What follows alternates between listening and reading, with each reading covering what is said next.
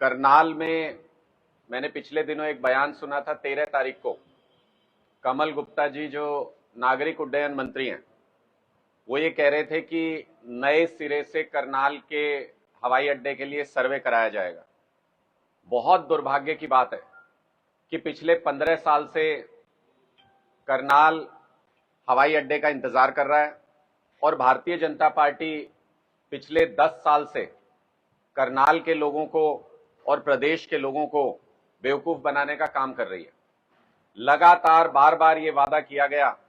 कि करनाल में हवाई अड्डे को कमर्शियल रूप दिया जाएगा, यहां पर कमर्शियल उड़ान शुरू की जाएंगी, लेकिन बार बार कभी सर्वे किया जाता है, कभी कहा गया कि जमीन का अधिग्रहण किया जाएगा, तो 8 साल लग गए उनको जमीन का अधिग्रहण करने में। फिर कहा जाता है कि चलो इसकी चारदीवारी दुरुस्त कर लेते हैं, लेकिन उड़ान कब शुरू होगी, इसको कमर्शियल हवाई अड्डे का रूप कब दिया जाएगा, वो आज तक नहीं बताया गया है। 2014 के चुनाव में आए तो ये कहा कि करनाल में हवाई अड्डा बनाएंगे, हवाई पट्टी को कमर्शियल बनाया जाएगा। 2019 के चुनाव में आए तो ये कहा कि करनाल के अंदर हवाई अड्डा बनाया जाएगा, इसको कमर्शियल बनाया जाएगा, जो हवाई पट्टी है उसको। 2024 के चुनाव में भी, और आप लोगों ने तो क्या कमाल किया कि पहले भी मुख्यमंत्री यहीं से थे,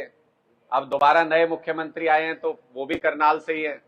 लेकिन दो मुख्यमंत्री और दो बार सरकार बनाने के बाद भी भारतीय जनता पार्टी ने करनाल के लोगों के इस सपने को कभी पूरा नहीं किया, ना इसकी तरफ ध्यान दिया। दूसरा एक बहुत महत्वाकांक्षी प्रोजेक्ट जिसमें इसी सरकार ने 2020 में कैबिनेट ने डिसीजन लिया था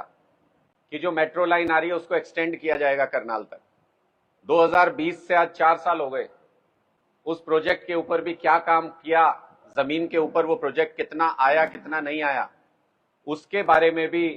कोई स्पष्ट अभी तक सरकार की तरफ से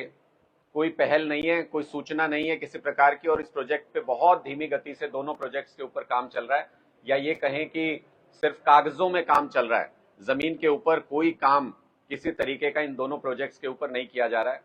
हमारा सवाल सिर्फ इतना है कि करनाल ने बार बार विश्वास जताया, दो बार मुख्यमंत्री दिए, उसके बावजूद भी आखिर कब तक भारतीय जनता पार्टी करनाल के लोगों को ये इंतजार कराएगी। इस तरीके के महत्वाकांक्षी प्रोजेक्ट्स जो सीधे सीधे लोगों की जरूरतों से जुड़े हुए हैं, लोगों की सुविधाओं से जुड़े हुए हैं, उनसे कितने समय तक भारतीय जनता पार्टी करनाल के लोगों को दूर रखेगी, और क्या आने वाले समय में भी इसी तरीके के हवाई स्वप्न भारतीय जनता पार्टी की तरफ से दिखाए जाएंगे और उनको जमीन पे उतारने का काम पूरा नहीं किया जाएगा। अगर ऐसा ही है और अगर इसी तरह से लोगों के सपनों को चकनाचूर करना है भारतीय जनता पार्टी को, तो इस बार लोग अब तैयार हो रहे हैं। भारतीय जनता पार्टी से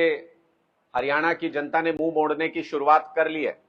और विधानसभा चुनाव में बची खुची कसर भी पूरी कर दी जाएगी। मुझे लगता है कि अब भारतीय जनता पार्टी से सवाल पूछने का समय, आने वाले विधानसभा चुनाव से पहले जितने भी वादे इन लोगों ने पिछले 10 साल में किए हैं, जितने काम करने का इन लोगों ने दम भरा है पिछले 10 साल के अंदर,